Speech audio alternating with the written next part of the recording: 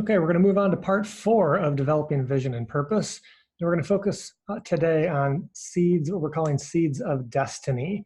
Now, you may have already realized that trying to identify your vision and purpose isn't always the easiest thing. It's not something that we often can just do in one exercise, one day, answer a few questions, and we figured out our complete vision and purpose for our life. It usually takes time and effort. And the longer we live, the more we understand and discover about God's purpose and vision and plan for our lives. That's typical of everyone. So in these exercises we're going through in this module, keep that in mind. It's a process of discovery. And all these things hopefully will help lead you step by step a little bit closer to understanding more clearly what vision and purpose God has given to you. So right now we're going to focus on what we're referring to as seeds of destiny, which basically just means things that God has done in your life that seem to be pointing you in a particular direction, that give some meaning and purpose and direction to your life. What are some of those seeds that have been planted in your life that give you a sense of what your purpose and destiny might be? So when we say seeds of destiny, we're really talking about events in our life that give us a sense of purpose or direction. Oftentimes, these seeds of destiny are things that happened in our earlier life, like between birth and finishing school in our teen years. But actually, these seeds of destiny can happen throughout our life as well. Things that God has done, events, things that have happened throughout your life that point you slowly, as you add them up and look at them over time, they start to tell a story of where God might be taking you and how we might use those events in your life. So I'll try to give you an example from the Bible at first. So I'll start with, very simply, with Jesus. And it was at about the age of 12 that we first read a little bit of story about Jesus and what his possible calling was when his parents lost him, right? And he was in the synagogue listening to all the teachers. And he said to his parents he was in his father's house. We start to get a glimpse of what's going on with Jesus at the age of 12. And many of the biblical figures, are in their teen years when we get a sense of what their purpose and calling is as well, such as Joseph and King David. Joseph, when he was a teenager, started to have visions, right? And things happened to him with his brothers that gave a glimpse. As we look backwards on it, we can see how it helped set him up for his future. David was the same as a young shepherd boy taking care of his family's animals, right?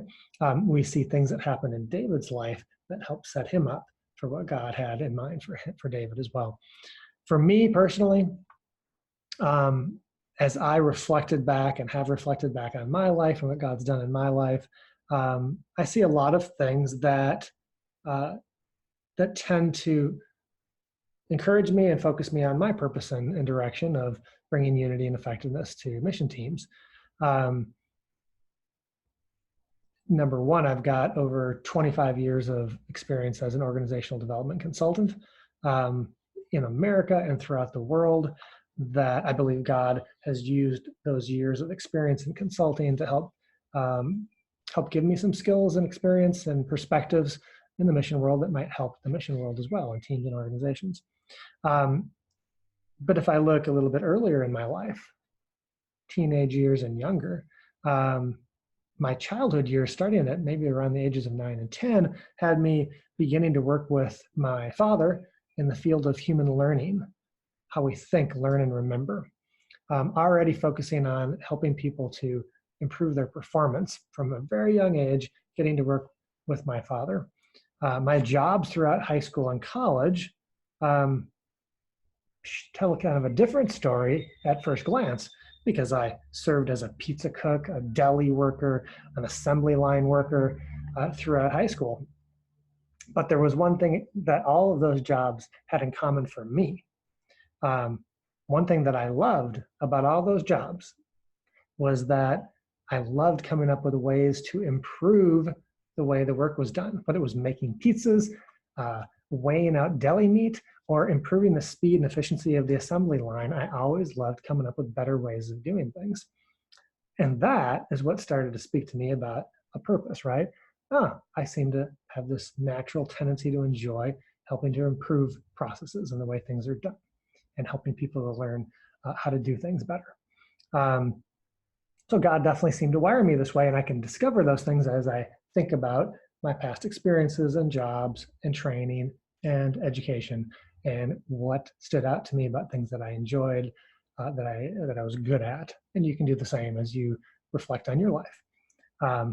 My first real job out of college was to be an organizational consultant for very large companies. So again, God continued to use the things in my past to move me forward with the vision and purpose that he had for me. So early life experiences help shape our purpose if we take the time to analyze them and think about them. All right.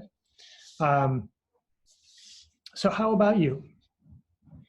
What are the things that that God has done in your life that help give you a sense of purpose and direction?